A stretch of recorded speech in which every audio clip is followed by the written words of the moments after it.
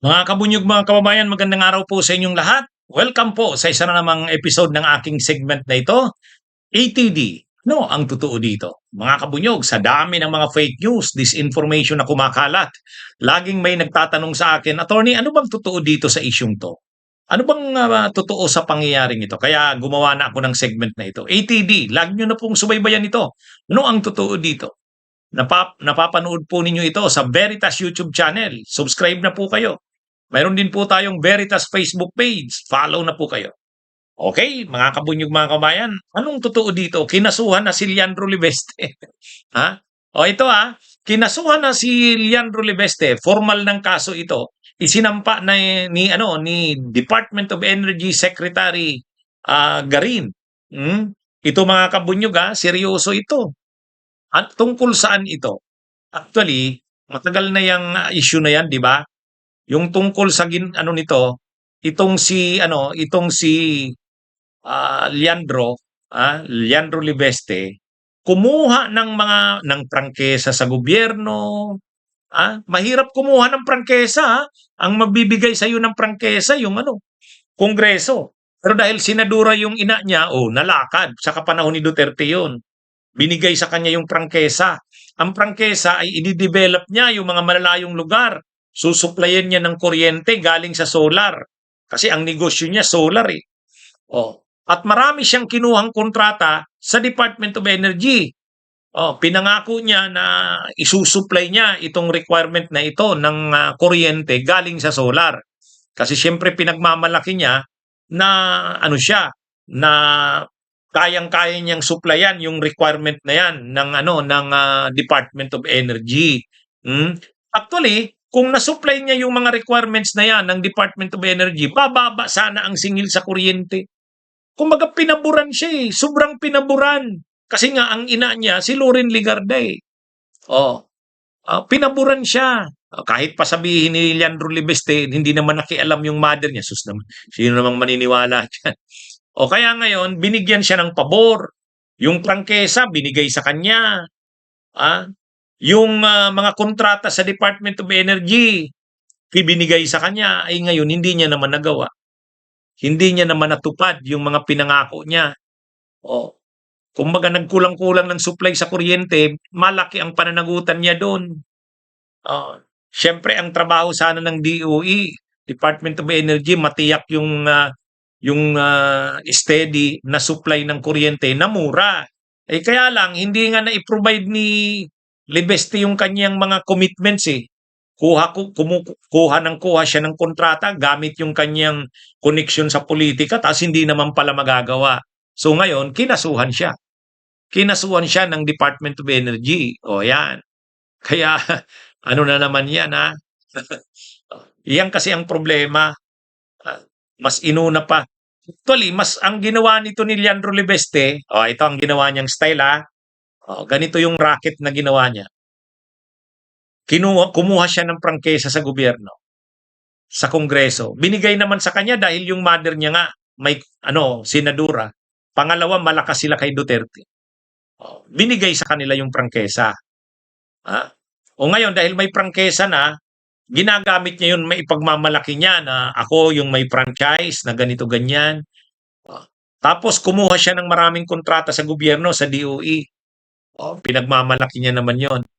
Kumbaga, yung mga niya na yan, mga track record niya na yan, ginamit niya yan, bininta niya ngayon yung isang kumpanya niya sa solar dito kila Manny Pangilinan. Ganun yung utak na ginamit niyan. Okay naman sana, magaling. Kaya lang, yung serbisyo sa tao, nasaan na? Okay, tumubo ka ng malaki nang naibinta mo yung solar business mo, yung bahagi ng solar business mo kay Manny Pangilinan. Tumubo ka ng bilyon-bilyon doon.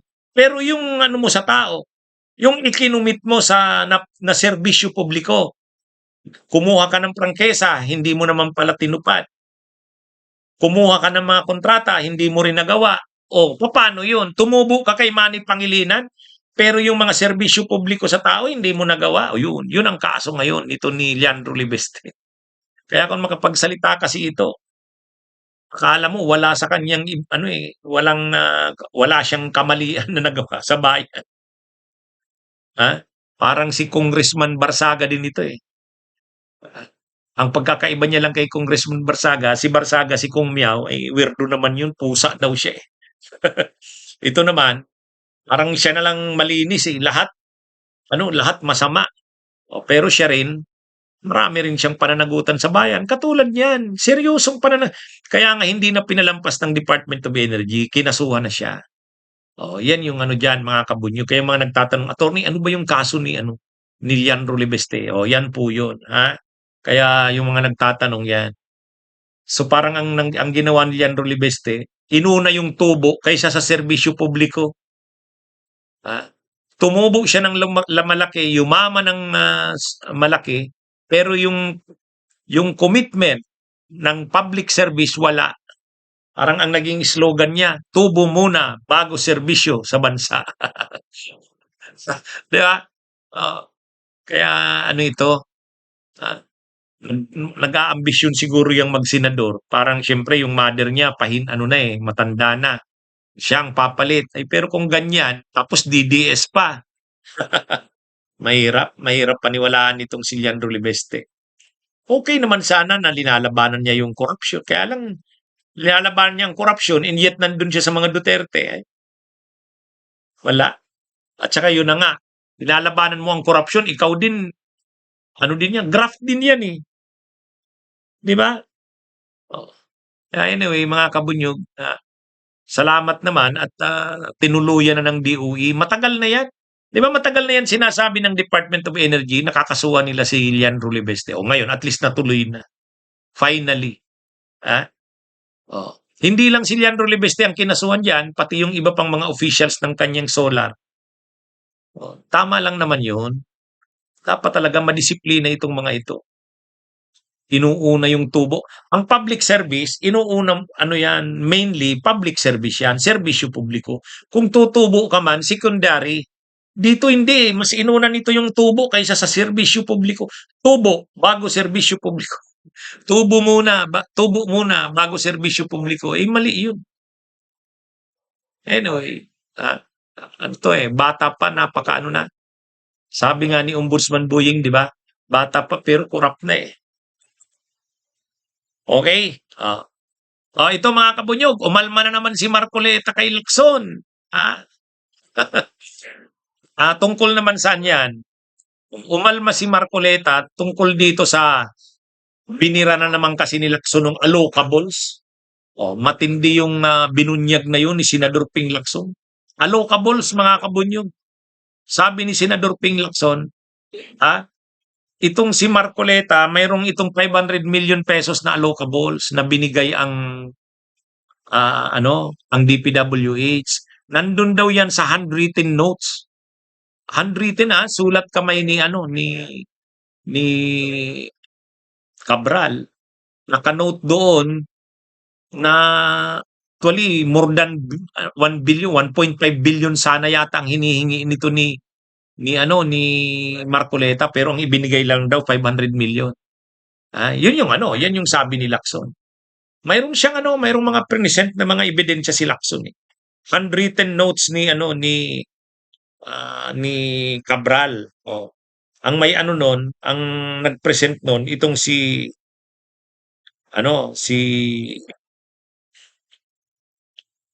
Lacson. Ngayon galit na naman si Marcoleta kay Lacson. Galit na naman si Marcoleta kay Lacson.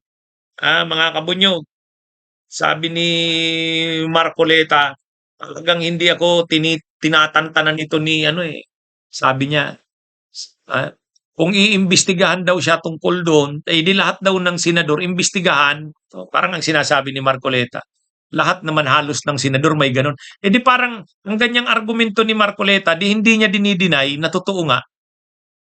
Di ba? Ang ganung argumento ni Marcoleta, hindi niya dinideny na totoo nga. Mayroon siyang 500 million allocables. Kasi ang depensa niya, bakit ako lang iimbestigahan? Lahat naman halos ng senador mayroon yan. Di ba? So, yan yung pero hindi niya dininay na hindi totoo yan, walang ganyan. Walang 500 million allocables na ganyan. Hindi niya talaga madidinay kasi may note si si Yussi Cabral eh. handwritten pa naman, sulat kamay mismo ni UC Cabral. Kaya ang nangyari dito, ang palusot na lang, ang sabi na lang ni Marcoleta, hindi ko maintindihan itong si Guanzon, ay si Lacson. Lagi na lang akong hinahanapan daw siya ng buko. Talaga daw gustong sirain yung reputasyon niya. Ha? Yun sabi ni Marcoleta. Itong si Lacson, hindi niya na nga tinatawag na senador eh. Itong si Lacson, ano yan eh, sinisira, gusto lang sirain ang aking record sa serbisyo publiko. Yeah. Sabi ni Guanzon yan ay ni Marcoleta. Yung tungkulan niya sa allocables na yan, kung gusto niyang imbestigahan yan, di dapat lahat ng senador imbestigahan. Oh. Ang problema kasi diyan ni Marcoleta, hindi naman lahat ng senador. Si Lacson walang ganon. Kaya malakas ang loob ni Lacson questionin yan. Kasi si Lacson, hindi walang allocables, ayaw niya yan. Ayaw niya na yan eh. Yan yung pinagmamalaki lagi ni Lacson na prinsipyo niya. Sabi niya, hindi ako payag sa mga ganyan, mga pidap-pidap na yan, pork barrel, yung kada senador, mayroong mga projects. Hindi daw siya sang-ayon dyan. Kaya mali rin yung sinasabi ni Marcoleta na kung gusto daw yan imbestigahan ni Lacson, lahat daw ng senador, mayroon naman ganyan. O di imbestigahan. Ay, wala. Si Lacson wala eh. Sinabi na yan ni Lacson, wala siya niyan. Hindi siya tumatanggap ng ganyan. Yan yung Anyway, sabi ni Marcoleta, hindi niya na daw maintindihan bakit hindi siya tinatantanan ni Lacson. Napipikon din kasi sa kanya si Lacson eh. Kay Marcoleta, hindi niya tinatantanan si Lacson. Di ba? Kaya nagagalit na rin si Lacson sa kanya. Ngayon, may nakuhang buta si Lacson. Sabi ni Lacson, mayroon niyang 500 million allocables. Si Marcoleta, nakanote yan doon sa ni dating UC Cabral, handwritten pa, di ba? Nag-press con bigla si Lacson, sinabi yun. Umano ngayon, umalma si Marcoleta. Ang sagot niya ngayon, lahat naman daw ng senador mayroon yan. Di dapat imbestigahan. Di parang sinabi niyang, totoo yan, pero hindi lang naman ako ang mayroon yan. Diba? Anyway, yan yung yan mga kabunyog, mga kababayan. Kaya, ito? Talagang si tubig at langis na ito si Ping Lacson sa si Marcoleta eh. At least nakakuha ng katapat si Marcoleta. Kung akala niya luluhod sa kanya si Senador Ping Lacson, hindi. O di at least mabawas-bawasan yung yabang niya ni Marcoleta. Akala niya kasi, kaya niya ang lahat eh. Ayan, si Senador Ping Lacson, hindi niya kaya yan. Di ba? Mga kabunyog, mga kabayan. Nagpaliwanag si Matibag, direktor ng NBI, si Atty. Melvin Matibag. Ang pinapaliwanag niya, yung tungkol dun sa yung tungkol dun sa di ba may video na kumakalat, maiksi lang. Mayroon siyang mayroong tao na nagtatalo sila, si Matibag sa yung tao na yon. Ngayon minumura ni Matibag. Minumura. Kumakalat yun sa social media. Siyempre, ang issue kay Matibag, galit ka kay Sara Duterte na nagmumura si Sara. Ikaw nga, ito, anong magagawa mo dito? Anong masasabi mo dito? Ikaw din, tingnan mo, nagmumura ka. Bakit si Sara nakikita nyo, ikaw hindi? Yun yung yan yung issue.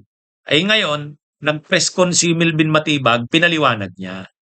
Una, inamin niya naman. Sabi niya, totoo yan. Totoo yung nasa video na yan. Hindi ko naman ikakaila yan. Hindi ko ididina yan. Pero matagal na yan. 2020 yan. Tsaka sabi niya, nagtalo daw siya ng kaibigan niya. Ang pangalan yata nung taong katalo niya, si Mel Sabio. Mayroon lang daw silang hindi pinagkaintindihan. Pero kaagad-agad naman daw, nasettle yun. Sa katunayan, sa ngayon, magka-partner daw sila sa negosyo. Industrial partner niya daw yun si Mel Sabio. Sabi ni Matibag. At ito yung pinakapatunay niya na hindi siya nagsisinungaling. Sa press con niya, sinama niya si Mel Sabio, yung taong Pero totoo daw, talagang siya, nagsalita siya ng medyo masama. Pero nasettle na daw yun, hindi naman nagtagal. Kaya wala na naman, talo na naman yung mga DDS. Yan naman yung maganda sa Ganyan yung pagsagot sa mga issue. Oh, ganyan yung pagsagot. Dapat ganyan yung ginagawa ni Sara Duterte. Kaya lang wala eh. Totoo kasi yung mga issue kay Sara. Oh, itong si Attorney Melvin Matibag, sabi niya, totoo yan. Nagsisigaw ako dyan. Medyo nagmumura ako dyan. Pero ano lang yun, init lang ng ano namin pagtatalo. Oh, normal naman sa tao na makipagtalo. Tsaka matagal na daw yun, 2020, kaya lang binalik na naman. At ang mga ano do'n, ang maganda naman do'n, yung taong nakatalo niya do'n sa video, kasama niya sa press con. Dahil nagkasundo naman daw kaagad sila eh. O yan. At least yung issue na yun na-settle na. So sarado na. Matapos mag-press con si Melvin Matibag ng NBI, hindi na kumakalat yun, natigil na. O di ba? Kasi ano naman ang ano nila do'n? Inano na, sinagot na ni Matibag eh. Hindi naman dininay, tutuuan niya yan. O, pero ang kontekstan niya yan, ganito, ganun. O, at ang patunay niya na yung taong nakatalo niya doon, isang nagngangalang Mel Sabio, ay ayos na sila. Magka-partner na nga daw sila eh. At sabi pa nito ni Mel Sabio, kakasuhan daw nila yung mga nagkakalat ng mga ano na yun, malisyusong ha? Oh. Kasi kinakalat talaga sa sa social media yun para sirain si Melvin Matibag. Ano? Mga kabunyog, mga kababayan. Kaya ano ito, kumbaga ano 'yan, ano? Ah, anong anong ano 'yan?